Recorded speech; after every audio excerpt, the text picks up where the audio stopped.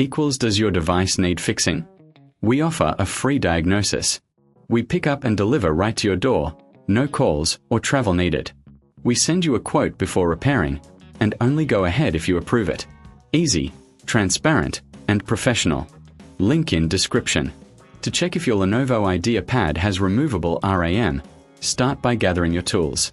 You'll need a small Phillips screwdriver and an anti-static wrist strap for safety.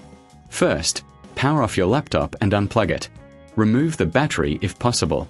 Next, locate the screws on the back panel. Carefully unscrew them and gently lift the panel off. This is where you can do a quick internal cleanup. Use compressed air to remove any dust. Now, visually inspect the RAM slots. If you see a RAM stick secured by clips, it's removable. If not, it may be soldered. Remember, if you're unsure, you can always seek a professional diagnosis without obligation. For convenience, consider our pickup and delivery at your home service. No calls, no travel needed. If you decide to upgrade, we provide a quote before repair.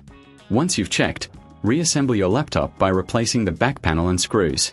Finally, power it on and enjoy your upgraded performance. Does your device need fixing? We offer a free diagnosis.